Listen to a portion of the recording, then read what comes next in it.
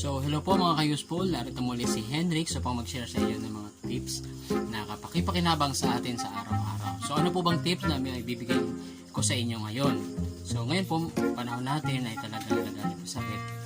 At matagal-tagal na nating nadarama yung pagkakaroon ng ubo. Minsan po ay hindi nakakahinga. So, ano po yung mga katulong sa atin na hindi makakasira ng ating mga panloob na mga bahagi?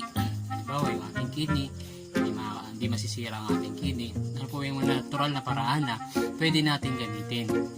So narito po muli yung ini-introduce ko sa inyo palagi, yung ito, yung malunggay. So ano po yung gagamitin natin? Paano natin gagamitin itong malunggay na ito? Kasi napaka-useful po nito at maraming pitong gamit na kapakipakinabang sa atin. Kaya maganda po kung magkakaroon po kayo ng tanim na ganito sa inyong bakuran. Hindi po mawawalan kasi marami po kayong magagamit yan. Pwede rin po yan sa panggamot sa ating ubo o kaya sa ating lalamunan. So ano po yung gagawin natin para inom po natin yan? So, papakita ko po sa inyo. Panoorin po ninyo.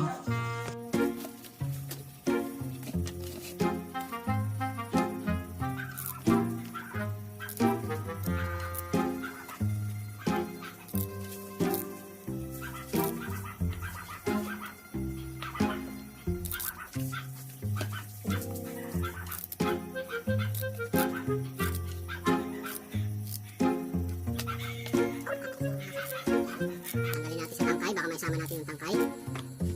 Yung daon kung mapait, mas mapait yung tangkay. Kung natin isama yung tangkay, daon lang kukunin natin. Kasi nandun yung mga green. Kailangan po natin yung mga green grass of home. Natuloy ako mga school.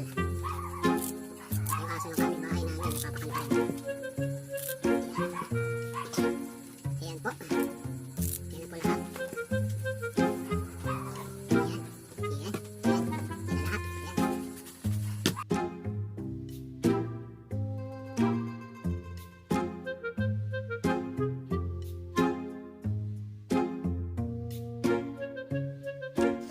Gagamit tayo ng mortar and pestle. So, gagawin natin, didikdikin natin. Ayan po, lagyan na natin sa mortar, dikdikin na natin.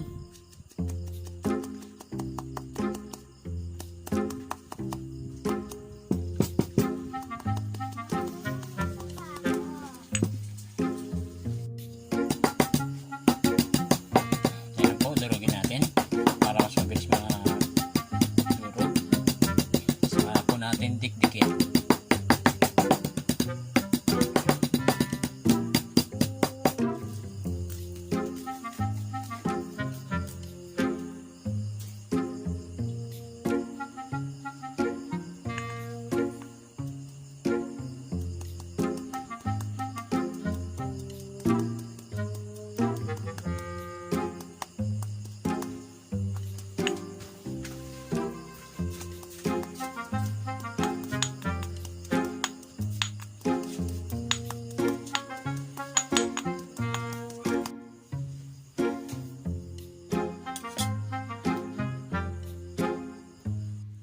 Natin ng konting mainit na tubig na 1/4 ng baso.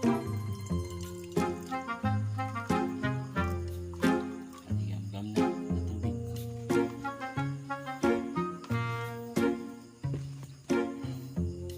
Salin po natin dito.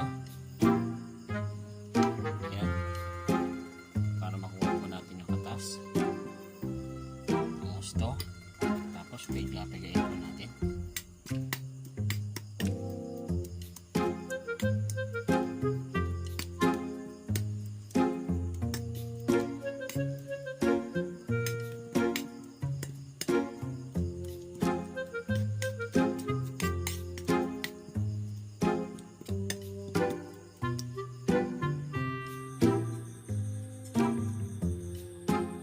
So ayan po, lagyan natin ng kalamansi kung ayaw nyo malasahan yung pait.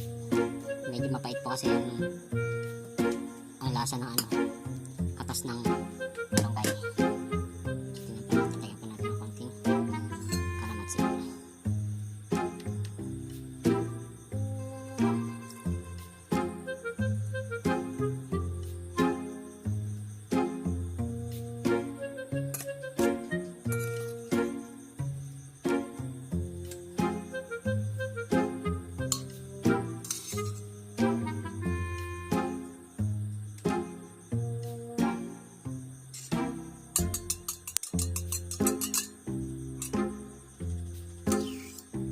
Yan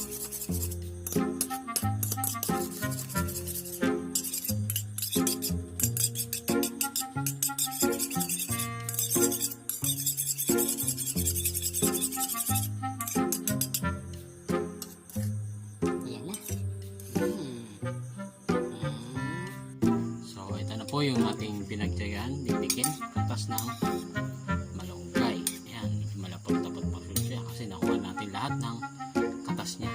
Ano kaya ang lasa nito? So, tingnan natin, malunggay na may konting kalamansi.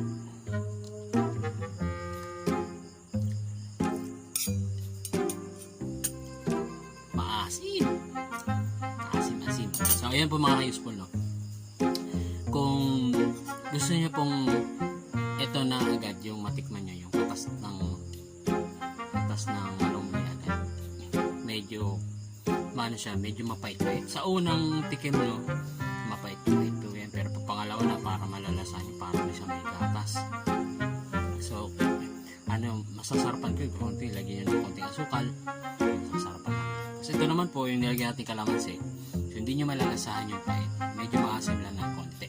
So, kung meron po kayong honey, pwede nyo pong lagyan ng konting honey para mas lalong healthy yung ating iinumin na panglaban sa ubo. So ito mga ka-useful, no, sana ay meron po kayong natutuhan mga pamamaraan para paano natin gagamutin yung ating sakit sa herbal na pamamaraan na walang epekto sa loob ng ating katawan. So ito po mga ka-useful ay kung matindi-tindi po ang inyong ubo, pwede nyo pong uminom ng ganito ng 3 beses sa isang araw. Kung medyo bago pa lang naman, kahit 1 beses lang po sa isang araw natin gagawin. So sana po mga ka-useful, meron po kayong natutuhan ngayon na magagamit sa inyong pang-araw-araw na buhay. Kaya po, manood lang po kayo sa lahat ng aking video. Please like and subscribe para mapanood po ninyo lahat po ng i-upload ko pa na mga video. So maraming salamat po.